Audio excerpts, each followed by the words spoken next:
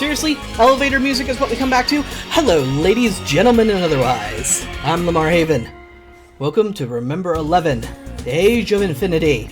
A special stream today. We are continuing Remember 11 every Monday through Friday stream until we finish it. And today we're continuing on our search for answers. After yesterday's stream, actually. Not last time, because I can just say yesterday.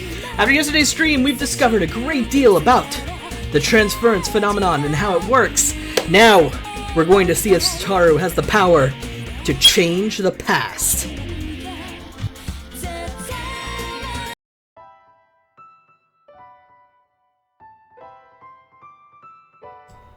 My mic was closed. That was a damn good intro, too. Son of a bitch! My name is Lamar Haven. I stream Monday through Friday. Give me a moment.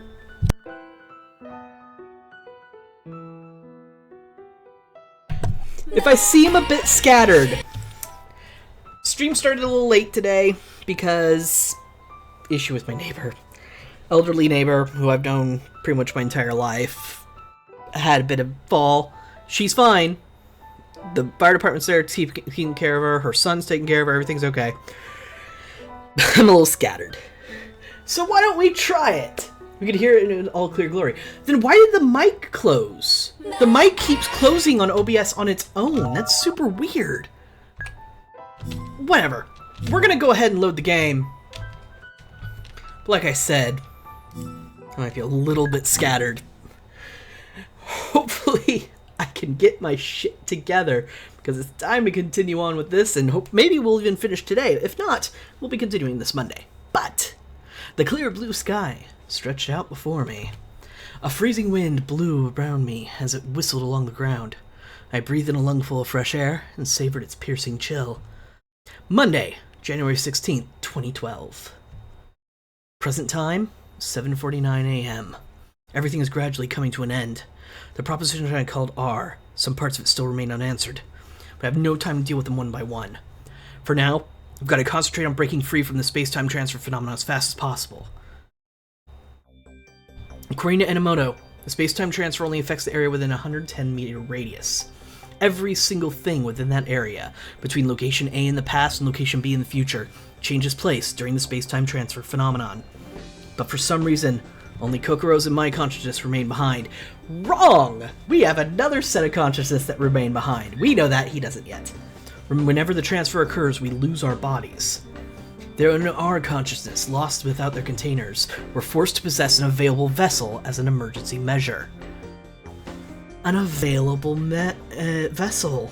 So it is a matter of just, is there a vessel available? Which means, while Hattori and Inabushi Keiko do the swap, somebody else could be potentially swapping, and when they find an available vessel, they sort of take over for a little while. Myself in Kokoro's body, and Kokoro in mine. Therefore, in order to put a stop to this phenomenon, I simply had to escape the affected area. If I left the circle, my body would no longer be transported to the Mount Kokoro of the past, thus ending the phenomenon. However, we were told by Uni that the next transfer isn't happening until tomorrow. There's one more transfer left. Of course, nothing would happen to my consciousness either. And the same goes for Kokoro. Since the alternate vessel, my body won't jump to Mount Kokoro, her consciousness would stay put. Providing that everything Enomoto told me was the truth, well, there's nothing I can do but believe him. So then, what happens now? If I let the space-time transfer occur while I'm out of reach, then Kokoro's consciousness will be transferred to Aosake Island inside of her own body. In other words, no more personality transfers. Okay, so while we did demonstrate that was true, I don't think anybody specifically stated whether that was true. And just like Yomogi and the others, she jumped through time and her mind and body intact. The shelter cabin of 2011 would appear on the Aosake Island of 2012. After that, I, who remained outside the circle, would march into the shelter cabin, collect Kokoro, Yomogi, Lin, and Uni, and lead them out the circle. As a result, they'd all end up in the future. This isn't the time to be picky. If they remained in the shelter cabin any longer, they'd all get caught up in an avalanche and die, just as history dictated. Their lives hang in the balance. A little time leap is trivial against the weight of human life. With that, all my objectives at Mount Kokoro will be taken care of in one fell swoop. Now, what about things at Sphia? Yesterday, the Union in the shelter cabin told me this. The next transfer will happen on the 17th at 4:48 a.m. That's why until then... Until then what? The transfer decided to occur at the most important moment, so I don't get to hear the rest. I think he probably meant to say, until then, you have to do something, or something along those lines. No, he probably had a specific order. But I hadn't a single clue as what I was supposed to be doing. He couldn't have meant get everyone's feet out of the circle, could he? Utsumi and Uni are no problem, but there's no way I can just let a psychotic murderer kill 12 people free. With that said, if this transfer phenomenon is going to end in the near future, then leaving the 3 of them behind in Sphia isn't a good idea either.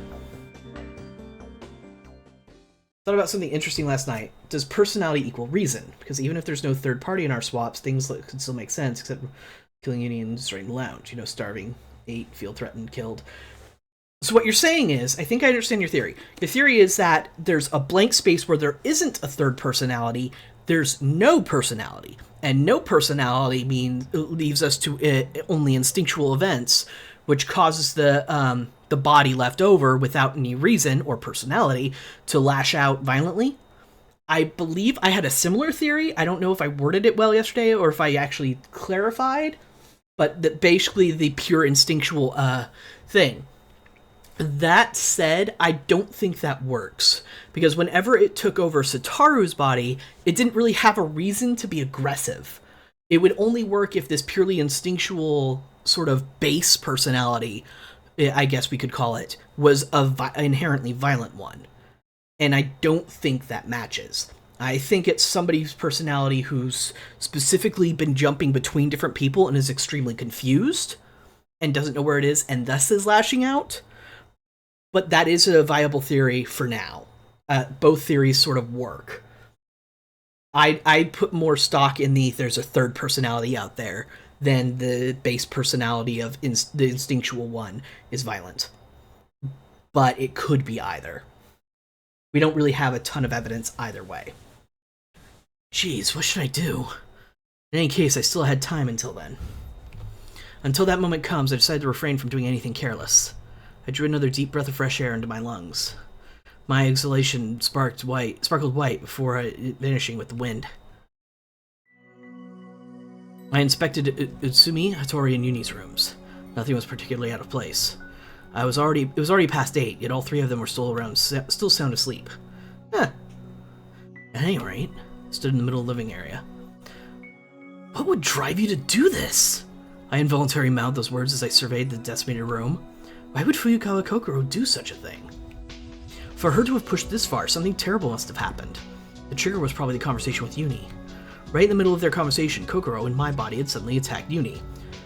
Whereas from our perspective, and Kokoro's perspective, after that conversation and after he pointed at her, she transferred.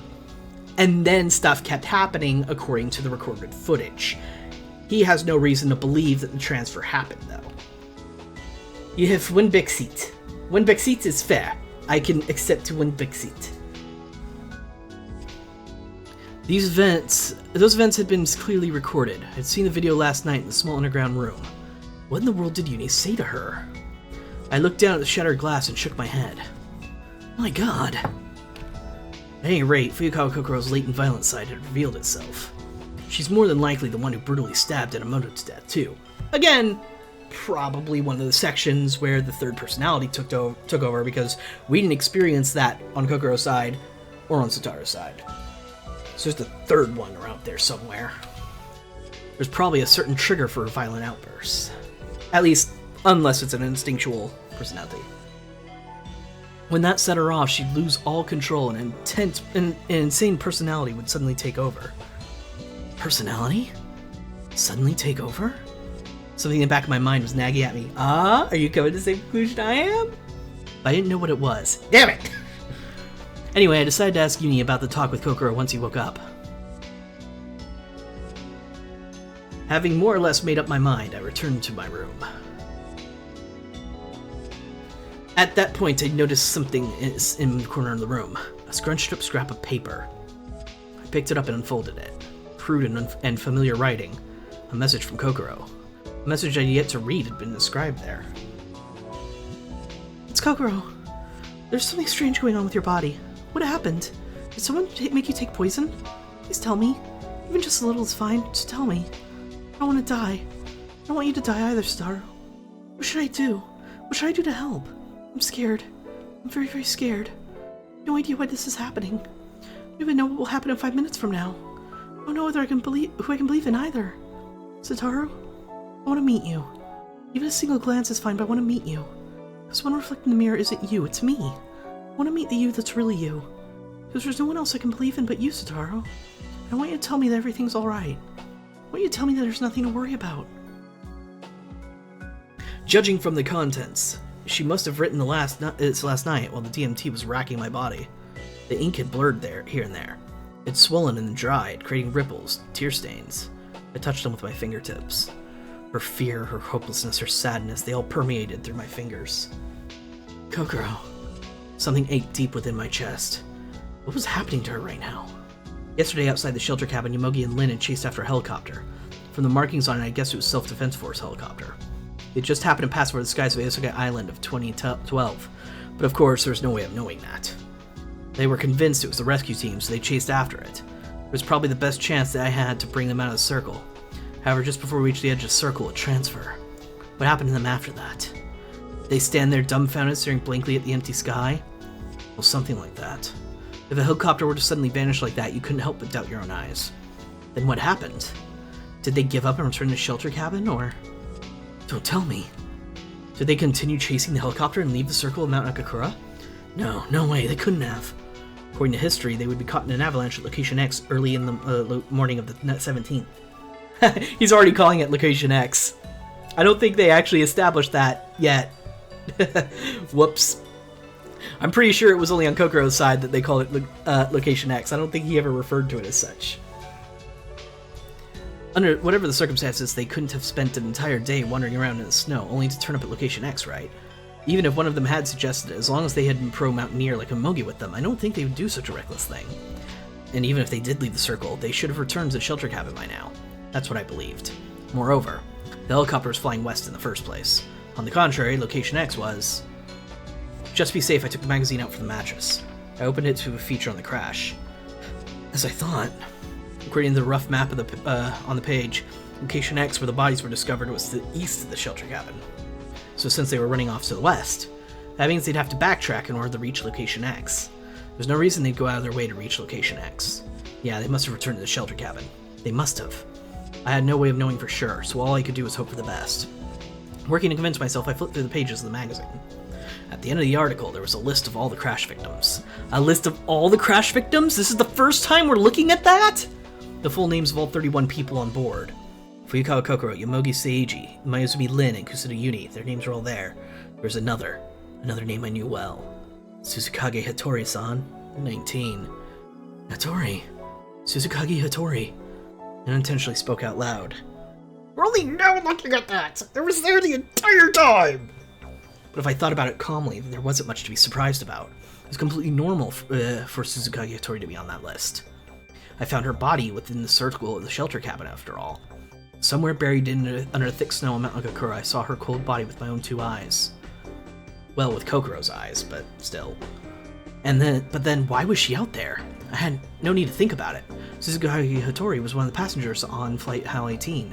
From the lightweight clothes she was wearing, I'm guessing she wasn't planning on scaling Mount Akakura. Wonder if Hattori saw her own name in the magazine when she found it? That wasn't Hattori who saw that, though. That was Keiko, or whatever personality is currently in that body. Remember, Hattori is the mute one of the personalities, the one that Kokoro sees all the time. Which would mean, potentially she saw it, but the one who pointed out, I found the magazine, was the Keiko personality. So I kind of doubt it, but there is some potential. If she saw it, that would cause a lot of distress, I'd imagine. And her name was printed there anyway. She probably survived the crash somehow, found herself alone in the midst of the blizzard, like the refugees at the shelter cabin, and began wandering around. Searching for help, searching for a warm place. But a lone woman under those conditions couldn't have been that strong. With those clothes, there's no way she could have endured the snowstorm. Sometimes she after finally setting foot inside the circle, all her strength deserted her and she collapsed. This time passed, and on January 17th, she was discovered by the rescue team. Her corpse was retrieved just like those other victims. I don't think I'm far from the truth. That's what happened to the body of Tsusukage Hattori. Normally, her death would be something to mourn, but abnormal phenomenon was at work here. That is, the space-time transfer. Unless I messed up, Tsusukage Hattori isn't dead yet. She's alive. She's just borrowing the body of Inabushi Keiko. Well, he made that connection. I'm super glad. In short, this is how it went. The first space-time transfer occurred sometime past 8:30 p.m. on January 11th, 2011. Tsusukage Hattori's body was already inside the circle lying in the snowfield. However, she wasn't dead. She was still breathing, if just barely. And then a transfer. Tsusukage Hattori's consciousness was separated from her body. I'm not sure why, but when you consider that Kokoro and I are in the very same situation, it's not unthinkable. Just as my consciousness entered Kokoro's body and Kokoro's consciousness entered my body, Tsusukage Hattori's consciousness entered Inabushi Keiko's body. It goes without saying that Inabushi Keiko's body must have been deserted, an empty vessel at the time. Therefore, logic would dictate that Inabushi Keiko must have been separated from her body as well. Me and Kokoro's body, Kokoro and my body. Inabushi and Hattori's body, Hattori and Inabushi's body. After the transfer, things continued like that for 33 minutes, during which Inabushi Keiko probably passed away. Trapped in another person's body, she died. Now, there's no reason to assume she died during the first 33-minute period. The second, the third, or the fourth, it could have been any of the early transfers. The result would have been the same. Sorry, Narian. I only had to go away for a few minutes. My neighbor was apparently okay. So, only thing you've missed is Satoru's made the connection that Hattori, the dead body we found near the shelter cabin, is the personality that's getting swapped with Inabushi Keiko's. Though he hasn't experienced the personality of Hattori yet, he now understands why we're referring to her as Hattori. Why everybody else is, at least. Anyway, Inabushi Keiko's consciousness met its death while in Tsusukage Hattori's body. Judging from the corpse I saw yesterday, I'm certain it has been a while since she died. She couldn't have held out for more than a few hours in a blizzard dress like that. In July of 2009, Inabushi Keiko murdered 12 innocent people, one of whom was Junichi-kun. We got coffee and cake. Hey, coffee and cake sounds great. Although I don't actually like either. But I know that other people do, and thus you should enjoy it. I'm a weird picky eater. Anyway, in the frigid snow, unable to move so much as a finger, she died. I couldn't help but feel it was a fitting end for her. He's making the assumption that that Inabushi Keiko died in that personality and is gone forever. Does he think he's dealing with Hattori now? Because we know that's not true because of Kokoro's route. Traitor! I'm just not... Coffee's weird and cake is just like... never been a thing for me. Not really liked it too much. I couldn't help but feel a fitting end for her. So then, what happened to Tsusukage Hattori after she was transported into Inabushi Keiko's body? Since she lost the body of the other side, her original body, that serves as a counterpart in the exchanges, Hattori had no vessel to transfer into. If that vessel disappeared from the circle, her consciousness wouldn't separate from it. Meaning from that point on, Hattori hasn't experienced any personality transfers. Bring us here. Except we know that's not true. Or at least we are very certain it's not true. I can't say no for certain. Because the mute personality. Most likely from here on out, she'll have to live the rest of her life as Inabushi Keiko.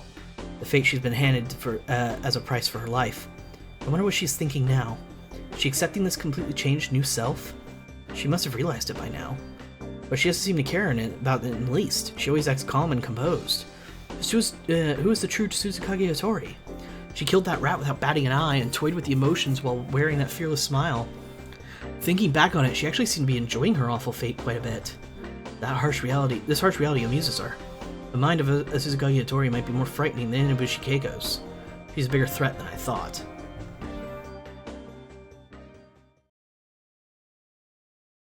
Rejection. I left the room and found Uni on a chair in the dining area. He was eating breakfast by himself. There was a plate of scrambled eggs and toast on the table. Good morning, Uni. My attempt to greet him met with failure. Without so much as a glance my way, he silently continued to eat.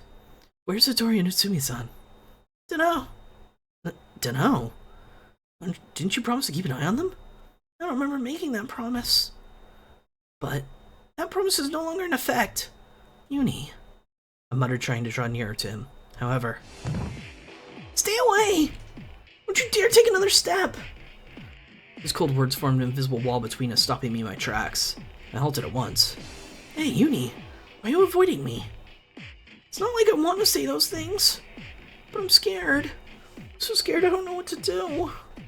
Satoru, you tried to kill me, didn't you? What are you saying?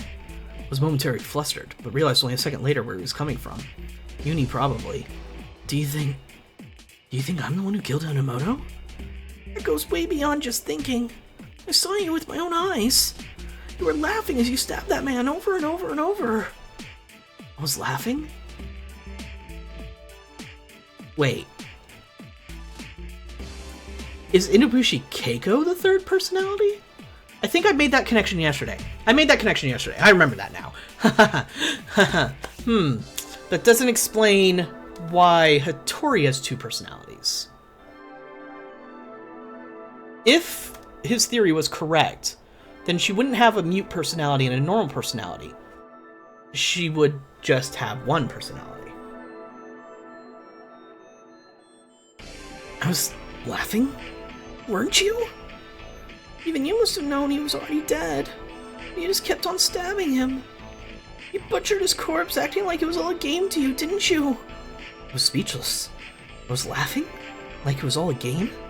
In other words, Fuyukawa Kokoro slaughtered Enomoto. For sport? I don't understand. I can't understand Fuyukawa Kokoro's personality anymore. But now isn't time for that. I had to clear up this misunderstanding. I had to. No, it's not like that, Uni. I'm not the one who killed that guy. So that was Kokoro, is that what you're saying? Uni's eyes were still glued to his plate. From his small back, I could sense something beginning to boil up within him. I held my breath and answered softly so as not to provoke him. Yes. Cut it out already. I've had all I can take. I can't stand this anymore. Uni, please understand.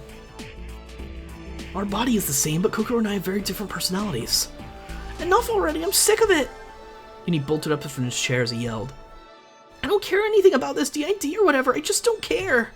Enough with all this Satoru this and Kokoro that. You're you. Just you. You killed that man and you tried to kill me too. You destroyed the living area and you even attacked Satori. All that was you, right? You're responsible for everything, right? I don't remember if it was another personality. Enough excuses. Just the fact that you're here scares me. Uni had a point. From his standpoint, it's only natural to think that. I couldn't answer. Don't look down on me just because I'm a kid. There's no way I'll let myself be killed by the likes of you.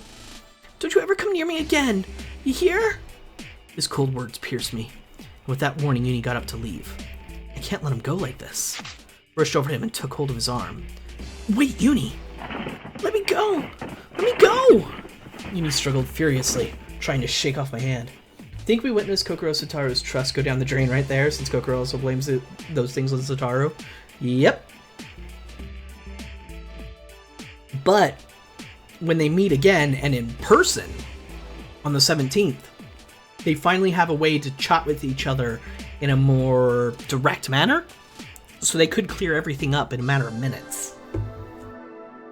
CD is screaming at Satoru. Yeah, well, we know as the player that there's missing time in some of the transfers where somebody else or something happens that causes the person that they normally get transferred a personality into to go berserk and become violent. And Uni almost got hurt on one of those times. So Uni's not very smart. Star just killed a man and destroyed an entire room. Okay, but he's not saying that Satoru's personality is the one that's doing this. He's saying a Satoru personality is doing this. And it doesn't matter to him if it is Satoru or not, since it could swap to that personality at any point, and that personality is already proven to be violent with very little provocation. It doesn't really matter if he provokes Satoru himself. So he, in theory, as long as his theory holds true, he should be fine. He landed a square kick to my abdomen, but since he was only a child, he didn't do any significant damage. But seeing him struggle so hard against me made my heart sink. Disgust, hatred, scorn, fear. Taken aback by such open rejection, I instinctively let go of his arm. Uni, now free of my hold, stared doubtingly into my eyes as he slowly backed away. Alright, I promise. I won't come near you ever again. I raised both my hands in a consolatory gesture. But will you just tell me one thing? Uni scowled at me balefully, a sharp glint in his eyes. He was still on guard, ready to repel me at any moment. What? About last night. Last night? What were you talking about with Kokoro last night? Same thing I just said to you. I said you're the one who killed that man. When I did, you suddenly hit me. After that, I didn't need to tell you what happened, right? And he cast a quick sidelong glance at the living area. The extent of the destruction there spoke more clearly than words ever could. There, I answered you. Make sure you keep your promise. As I searched for the right words to say to him, Uni abruptly turned and ran. He rushed into his own room. They then slammed the door shut behind him. I heard the lock click from the inside, followed by the sound of heavy objects being dragged across the floor. Is he barricading himself in? The sound filled me with utter dejection. I fell into a stupor. Here was yet another big problem. As though I didn't have enough of these already. After all the battering of the current situation given me, Uni's words were like the finishing blow. He hated my guts now. Uni was no longer on my side. I didn't have anyone I could trust. Not even Fukawa Kokoro. I'd thought of her my precious partner, but she merely stabbed Enomoto, and upon being confronted as the culprit, flew in a violent rage. Is this place a hangout for lunatics? Poor choice of words! Tori's suspicious behavior, Tsumi's quest for revenge, and now I'd lost Uni, the only one I could rely on. I don't think I can take much more of this. Damn. Why did it turn out like this? The complaints just flowed out of me. I dejectedly sat down in the chair Uni had vacated. However, Goddess of Fate didn't spare me a moment of respite, because at that moment, a chill scream shattered the silence. I instinctively got up, turned in the direction of the shriek, the basement storeroom. I sprinted down the stairs so fast I nearly fell. Ha ha! Revenger! There stood Itsumi with a kitchen knife. Before her stood Hitori. Brandishing the knife, Itsumi was poised to attack her. Of course we're not done with this drama yet.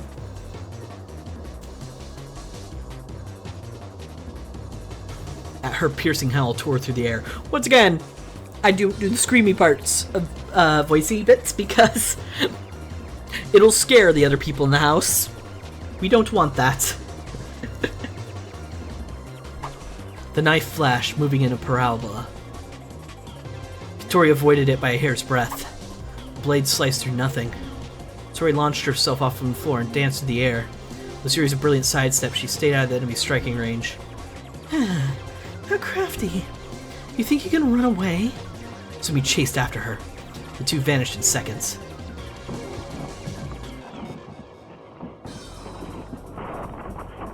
Sure sounds like interesting things are happening. Save our Trilo! Well, I'll make an attempt. It was literally a struggle to the death. A battle unfolding before me put Tori's life on the line. I could no longer see the two of them. The sounds of their conflict continued on without pause. Shelves being knocked over, boxes being thrown, the sharp echo of glass containers shattering. The scene was so surreal, so far from reality, I could only stand there dumbfounded. No! Stop it! Stay away! Somebody help me! Tori's scream helped me regain focus. I couldn't just stand there and watch. I had to save her. I had to protect her. My legs moved quicker than I expected. Running.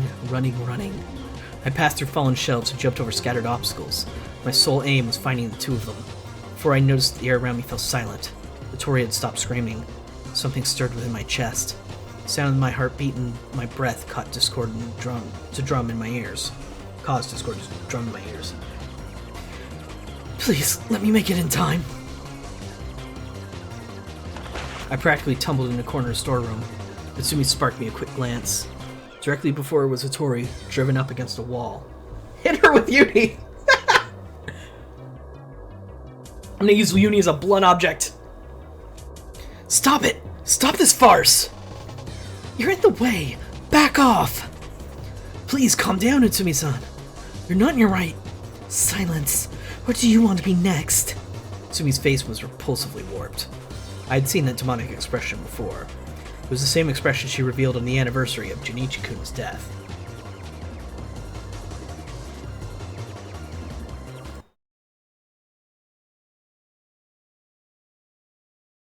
Hold on.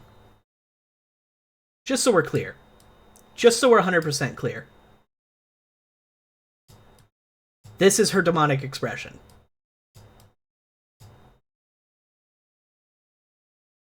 Just, you know, making that known. Okay, resize everything, Haven. You broke it. Good job. Alright, see? Now things can be fixed. There, see? Fixed. Same expression she revealed on the anniversary of Junichi-kun's death.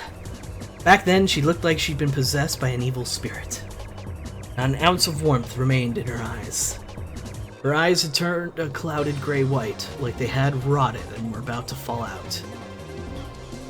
Her face was strained to disfigurement, as though about to crack. Yes, Shamir, like I said, very demonic. Her disheveled silver hair no longer looked like it belonged to a human, let alone a woman. She'd become a mass of seething madness, hatred incarnate, and nothing more. Please, don't kill me. Don't kill me, don't kill me, don't kill me! Vittoria was pleading for her life. She shook her head, pressed her back further against the wall. Tears overflowed from her eyes. She bit down her lip, her face warping in panic. This wasn't the same Vittoria I'd seen until now. The face of this lone girl. A powerless girl who could do nothing but cry for help when confronted with death. Please, please, save me, Satoru.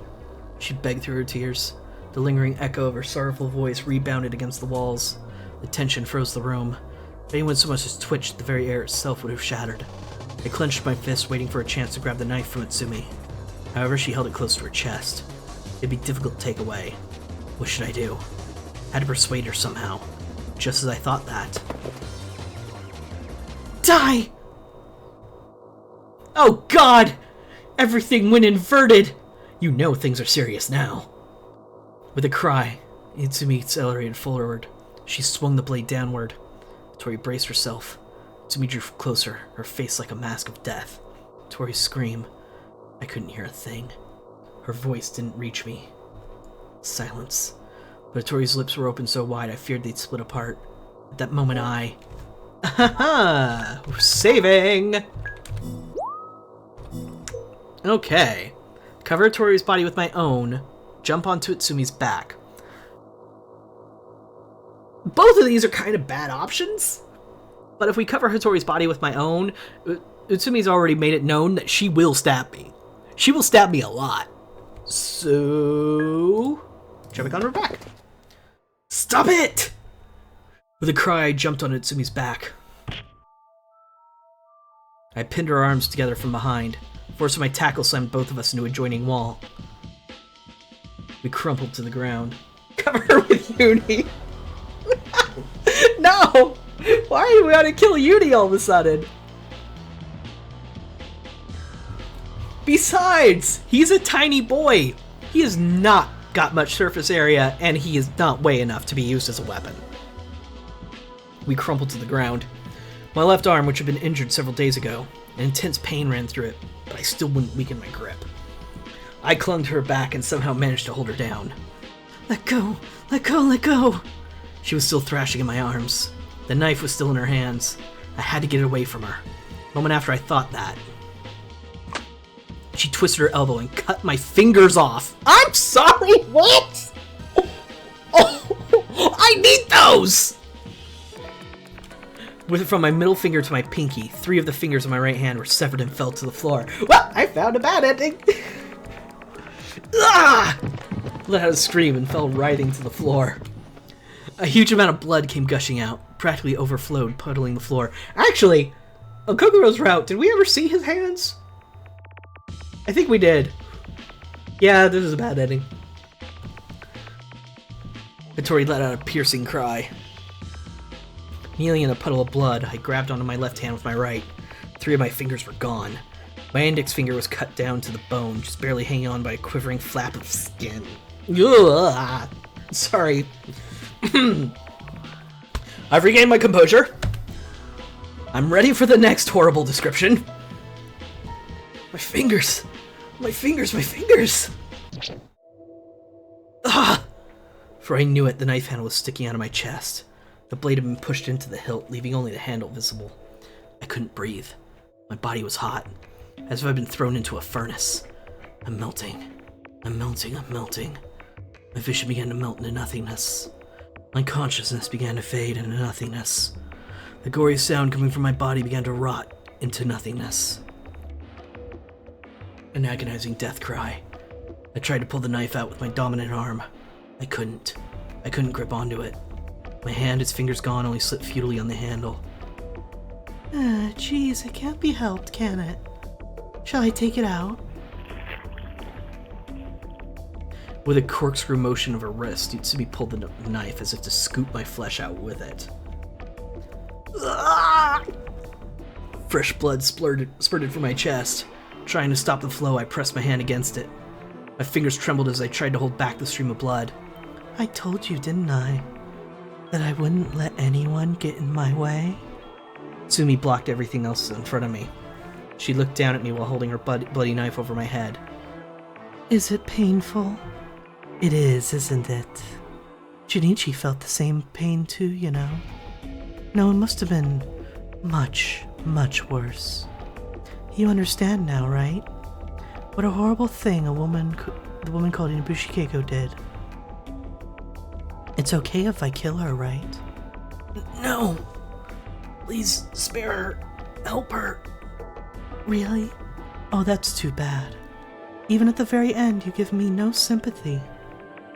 No, that's not it. You're just misunderstanding. Misunderstanding? That's right. That girl isn't Inubushi Keiko. So that's what you mean. I'm so sick of hearing that. You want me to forgive her because she has DID, right? Because she's mentally unstable, she can't be held liable for the crime. Is that what you're trying to say? But you know what?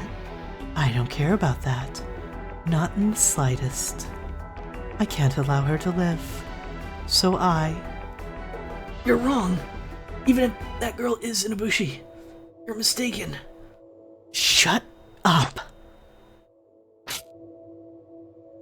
Shut up. Shut up. Shut up. Shut up. It's only right if she dies too. She should just die. She should just die. She should just die.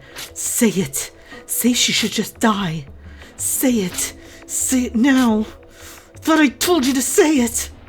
Again and again. Tsumi thrust the knife into my chest. I couldn't feel pain anymore. I couldn't think of it as my own body, that I was the one being stabbed. Trying to tell you about the uni shield. Just a decrepit old doll stuffed with straw, falling apart. All I could feel was the chill of the knife as it passed through me again and again.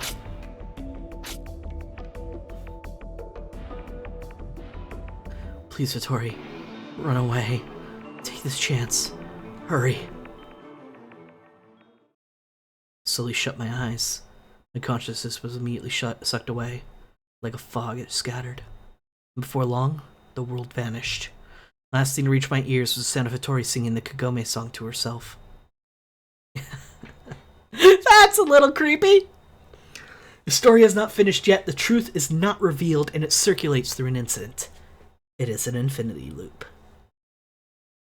Well, let's try the shield, I guess.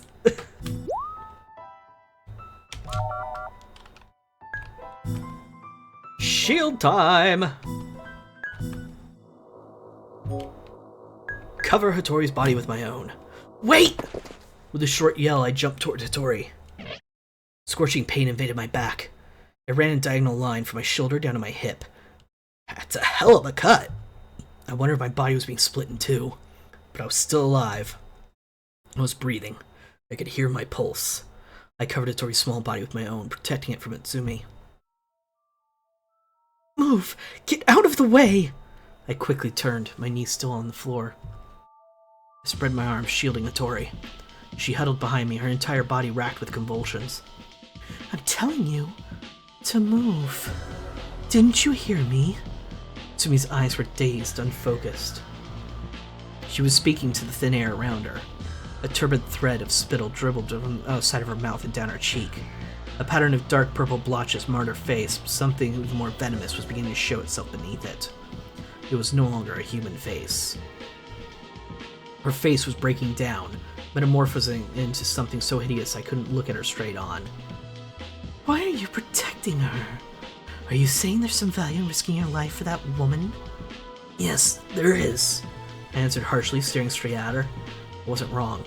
I don't know if I was right, but at the very least I knew I wasn't mistaken. Yes, it was just as Utsumi said. I wanted to protect her, even at the cost of my own life. I wanted to save this one girl.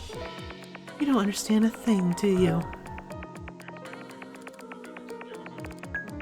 you? She doesn't care about the DID thing, even though it's not technically DID.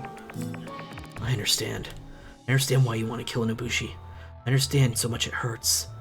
She just wants a little sympathy at the moment, so we're gonna give her that.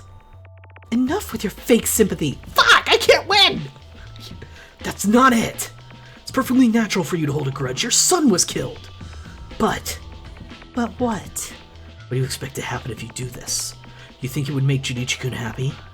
Yes, obviously. Utsumi answered indifferently. I was speechless. So move out of the way. Having lost my words, I feebly shook my head. Well then, I'll have to kill you, won't I? Utsumi raised the knife once again. I immediately dived at her feet. She fell.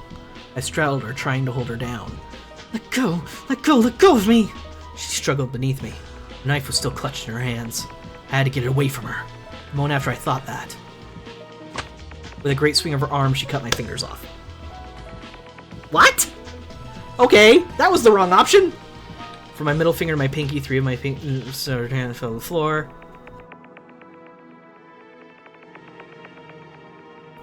This is all the same. Well, okay, guess we say they're different personalities, even though that specifically didn't work. Uni? I don't suppose you want to come down here and help? I could use another warm body.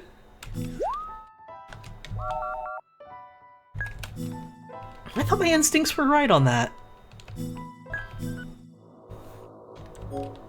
Alright, cover Hattori's body. You're the one that doesn't understand. This girl isn't the one who killed Junichi-kun. She isn't Inubushi Keiko. I'm so sick of hearing that. I wanted to forgive her because she has DID, right? Because she was mentally unstable at the time. She can't be liable for the crime. Is that what you're trying to say? But you know what? I don't care about that. Not in the slightest. I can't allow her to live. I'm telling you, you don't understand. Her name is Suzukage Hattori, one of the passengers who boarded Flight 18. She squinted until her eyes were thin slits. Kept trying to get patterns only to find that they were solutions. Really? So now I'm trying to commit suicide by covering your body and it didn't kill me? And so, what you're saying is, my logic might be somewhat sound, but it's never the right choice. Stay still in the snow outside in Kokoro and Satoru so that you can freeze to death. Nope, basketball court.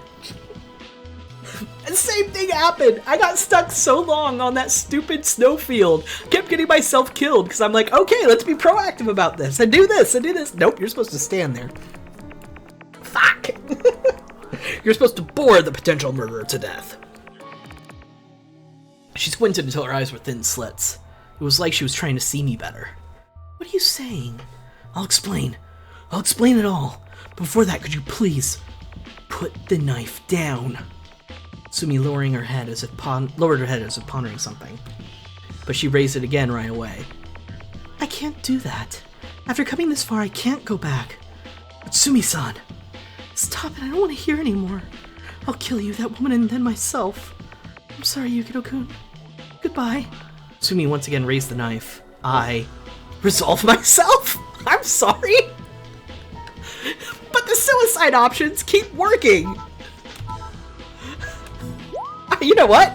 The suicide options keep working! I resolved myself. I covered Hattori's body with my own. I shut my eyes. I gritted my teeth and tensed my back, bracing myself for the moment to come.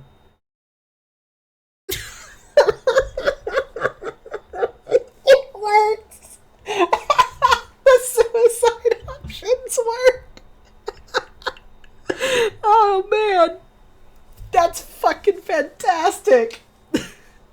Nothing happened. A stinging pain still penetrated my back, but aside from that I was untouched.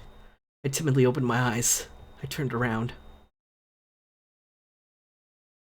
Utsumi wasn't looking in our direction. Junichi, she muttered softly. Following her gaze, I saw the figure of a boy behind the fallen shelves. It was Uni. Junichi, why are you here? With a stern expression on his face, Uni climbed over the shelves toward us. He was staring straight at Utsumi's arm. A knife covered in blood was still suspended from it. You can't do this, Uni calmly told her. His tone was gentle, soothing. I don't know what Satoru did, but you can't do something like this. Satoru really isn't a bad person. Junichi. Utsumi had said it. Junichi. Had she lost her sanity during the rampage and now only saw a phantom before her? She was seeing the image of her dead son imposed over Uni. Okay, will you stop now? But Junichi, are you really fine with that? Uni's expression turned dubious, unsure of what to do about being called Junichi. His eyes flickered in my direction. I silently nodded. Yeah, I am. He undoubtedly understood the situation as he answered without correcting her. Are you forgiving her? Even though what she did was so cruel, is it alright to forgive her? It's fine now. More than that, I'm sad at how much you've changed, Kali. Always kind and calm. Always soothing me, worrying about me. I love that side of you, Kali. I don't have a mother, so that's why I thought of you as my mother, Kali. His voice slowly choked up with tears. Utsumi was immobile, awash in the reverberations of his voice. But the Kali in front of me now isn't like that at all. You've turned into someone scary. I hate it. Kali, I don't want to see you like this. Utsumi's thin back began to tremble. Human warmth returned to her face. A single tear fell from her red eyes. Won't you go back to being the old Kali? Won't you hold me again? My mom's disappeared after all, hasn't she? Junichi. The knife fell from Utsumi's hand. She rushed over to him and took his small body in her arms. Junichi, I'm sorry. I'm so sorry. Mommy couldn't bear it after you died. I just couldn't forget about you. Forgive me, Junichi. Forgive your mother. Utsumi's tears fell without end. I drew Hattori close and embraced her. It's okay now. It's okay now. It's all over, I said in a whisper. Hattori had her face pressed against my chest, crying loudly. The sound of her sobbing resonated together, echoing in the silent air. Suicide option wins! Because of course! Old wise woman as opposed to the old wise man. Nice. Well done. It took a while for Utsumi to regain her composure. Present time, 1:36 p.m. We walked together under the clear winter sky. After days of fine weather, the fallen snow had hardened. I walked ahead of her, trampling down the snow first so she would have an easier time of walking through it. She followed me in silence. Once we reached the top of the hill, we stopped for a rest. Suicide, the solution to so many of our problems. The sky was perfectly clear, a never-ending mantle of blue. I brought her along because I wanted to show her the sky's radiance. Utsumi sat down in the snow and hung her head. I stood next to her and idly kicked the snow. It didn't scatter like fresh powder, broken in countless fragments in the air and sprinkled back down onto the hill. Pain in my back was greatly diminished. Tori treated me. The wound wasn't particularly deep, and I hadn't needed stitches. The one who'd inflicted that injury was Utsumi, the one right here next to me.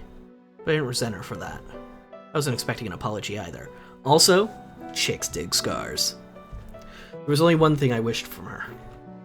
That she returned to her former self. That alone. My wish was exactly the same as what Uni had said in the storeroom. A gentle, kind Utsumi full of maternal infection. I made that sound like infection?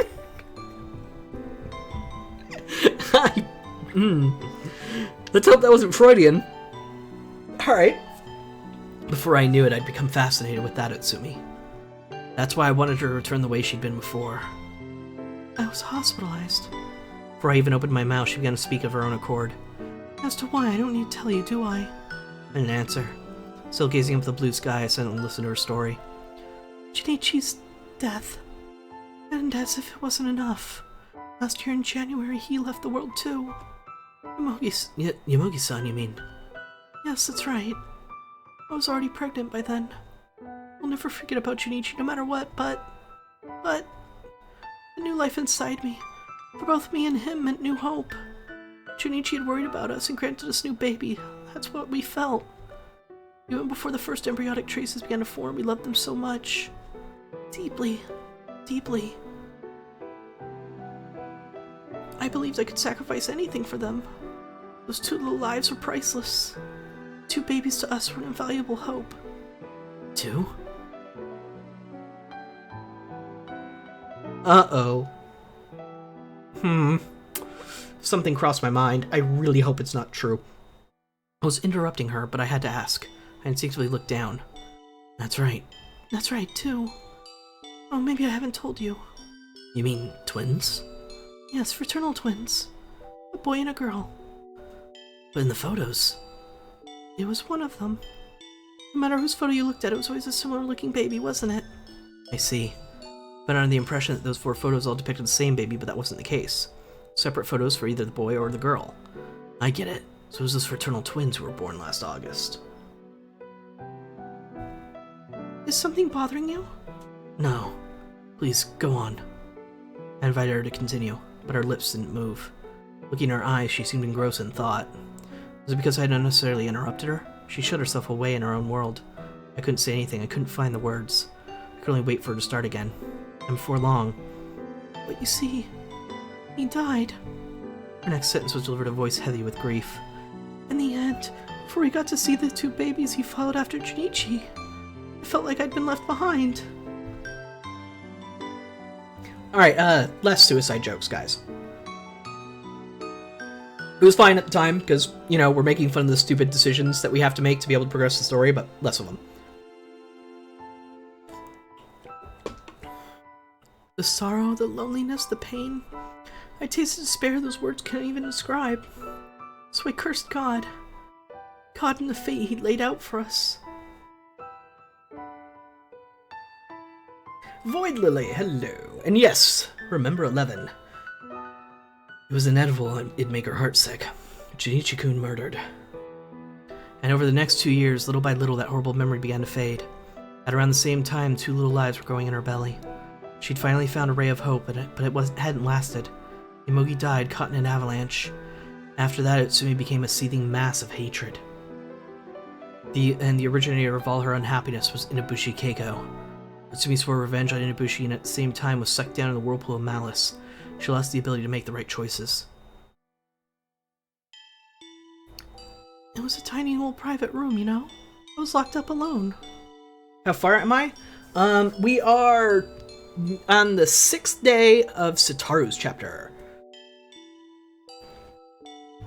It was a deeply lonely place. Underground. In Moegi Village, in the Hiwa district of Hokkaido, Hodorubi. A place underground called Hodorubi. I was discharged from the hospital on July 16th last year. Gave birth to twins 1 month later. My babies are going to be brought here tomorrow. To this island. I guess the thought of her babies had overwhelmed her emotionally. She suddenly began to cry. Her tears carved tiny circles in the white snow where they fell. Great big drops ran endlessly down her cheeks. The children. I want to see them. I want to see them. I want to see them. In the rays of sunshine that shone down upon us, her figure glimmered with a divine light. White veil surrounded her. The song is Suicide is Painless? Really? Fuck! Ouch. Sorry, I didn't mean to call you out on that thinking you were telling a joke. Though the Kappa... I always distrust the Kappa. So, a pure spotless white. The color of nothing. The color of beginnings.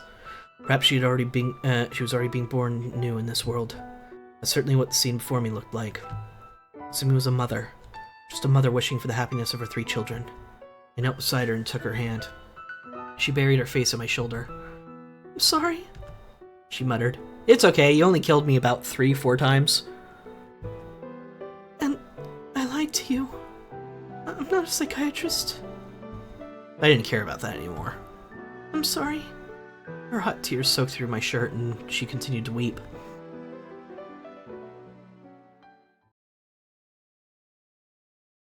research. Not even a month had passed since the winter solstice. The sunset came early to Aosagi Island. The perfectly clear winter sky was dyed in a myriad gradation of red, from west to east. A bewitchingly clear sunset. Which we will appreciate a little bit more after a break. So get up, stretch, whatever you need to do to be able to keep watching comfortably. And I will be right back with our special stream of the continuation of Remember 11.